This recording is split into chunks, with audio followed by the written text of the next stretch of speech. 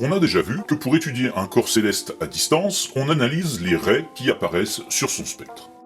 Et bien sûr, quand on parle d'examiner la raie d'un spectre, on ne parle pas du tout de faire du voyeurisme spiritique, on parle bien de la spectroscopie, qui est une technique permettant de connaître à distance la composition des gaz en surface d'une étoile ou d'une planète, en décomposant, comme avec un prisme, la lumière qu'elle nous renvoie. Parlons à présent d'une autre application possible de la spectroscopie. Est-ce que vous connaissez l'effet Doppler ? Ça se manifeste quand vous entendez passer une sirène de pompiers, par exemple. Écoutez, un camion de pompiers s'approche.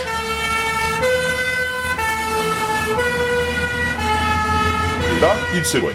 Et vous remarquez que ce n'est plus la même tonalité que quand il s'approchait. On dirait que la sirène ne joue plus la même note. Pourtant, les pompiers ne se sont pas amusés à changer le son de la sirène juste au moment où il passait devant nous. Admettons-le, ça ne servirait à rien. Quand les pompiers partent en intervention, ils sont pressés, ils n'ont pas le temps de jouer à changer de note à chaque fois qu'ils croisent un passant. « Il y a un passant là, passe la sirène en fa dièse !» Non, il y a une meilleure explication liée à la physique, c'est l'effet Doppler. Prenons quelqu'un qui émet une onde et quelqu'un qui la reçoit.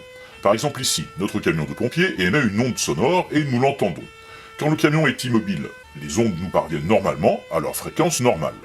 Mais les ondes, elles ne se transmettent pas immédiatement. On le sait, les ondes lumineuses vont à la vitesse de la lumière, mais les ondes sonores, par exemple, vont beaucoup moins vite.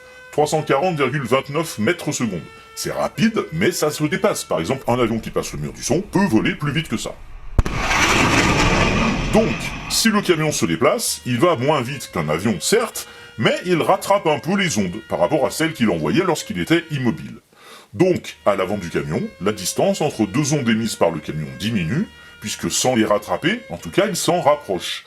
Et donc, à l'avant du camion, puisque la distance entre deux ondes émises diminue, la fréquence de ces ondes augmente.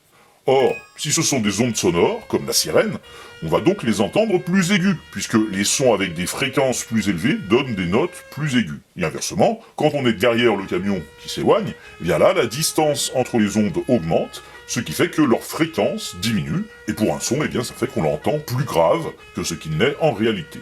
Et l'effet Doppler, c'est ça, un décalage de la fréquence d'une onde dont l'émetteur se déplace par rapport à celui qui la reçoit. En toute logique, cet effet Doppler ne concerne pas que les ondes sonores des sirènes des pompiers, il s'applique aussi aux ondes lumineuses qu'on reçoit des étoiles. Et donc, les raies dans la lumière visible se décalent vers des longueurs d'onde plus grandes quand l'étoile s'éloigne de nous. Autrement dit, elle se décale vers le rouge, et à l'inverse, elle se décale vers le bleu, c'est-à-dire vers des longueurs d'onde plus petites, quand les étoiles se rapprochent de nous.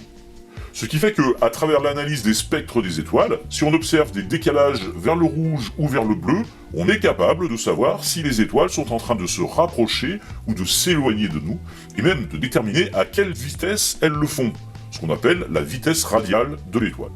Et ça c'est très utile parce que donc ça nous donne des indications sur le mouvement de l'étoile.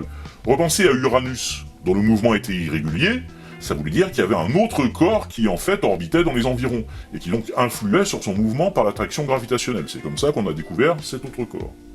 Et du coup, grâce à la spectroscopie, on peut arriver à déterminer si une étoile au loin a des planètes qui lui tournent autour, sans même avoir vu ces planètes. Autrement dit, on peut détecter des exoplanètes, c'est-à-dire des planètes hors de notre système solaire. Est-ce que c'est pas badass sa mère, ça ? Le pouvoir de la science. Alors, il y a d'autres méthodes aussi, ne serait-ce que la baisse de luminosité d'une étoile quand une planète passe devant. Mais c'est plus rare comme phénomène. La spectroscopie, c'est un outil majeur pour détecter des exoplanètes. On a commencé à en découvrir dans les années 1990. Au 1er juillet 2020, on en connaissait déjà 4281, réparties dans 3163 systèmes planétaires. Par exemple, la première planète de glace découverte, au JLE 2005 BLG 390L petit b. Oui, alors effectivement, je sais ce que vous vous dites. Là, c'est plus comme à l'époque d'Uranus ou Neptune. Maintenant, on n'utilise plus forcément des noms de la mythologie pour nommer les planètes qu'on découvre. Déjà, dans le système solaire, c'était devenu chaud. On a commencé à assouplir un peu la règle, et plus se limiter juste à la mythologie gréco-romaine. Donc, il y a bien eu Pluton, Cérès, Eris, mais on a eu aussi, par exemple, Makemake, qui est toujours un dieu, mais de l'île de Pâques, cette fois. Seulement voilà, en dehors du système solaire, là c'est plus possible. Vous vous rendez compte, en 30 ans, on en a déjà découvert plus de 4200. Alors, on a beau avoir certaines traditions polythéistes qui ne lésinaient pas sur le nombre de dieux, au bout d'un moment, le stock va s'épuiser. Donc maintenant, ça suffit les conneries, on prend le nom ou le code de l'étoile, et on rajoute petit b, c, d pour ces planètes en partant de la plus proche de l'étoile. Et de temps en temps, Quand il y a un chercheur un peu farfelu, bon, on l'autorise à donner un surnom en plus. Là par exemple, celle-ci son surnom c'est Hoth, en référence à la planète glacée de l'Empire contre-attaque, qui, soit dit en passant, est le meilleur épisode de Star Wars. Non. En tout cas, les gens sérieux, eux, l'appellent OJLE 2005 BLG 390L petit b. Voilà, ça c'est sérieux. Bon, cela dit, si un jour un chercheur est à court d'imagination pour un surnom, il peut taper dans la mythologie de la chaîne, hein. Moi je serais ravi de voir une exoplanète surnommée Defecator, ou Falafelia, pour le monde des falafels, à la rigueur. Ou Ali du Bangouda, tiens. Bah non, là ça ferait plus mythologie du fromage, non?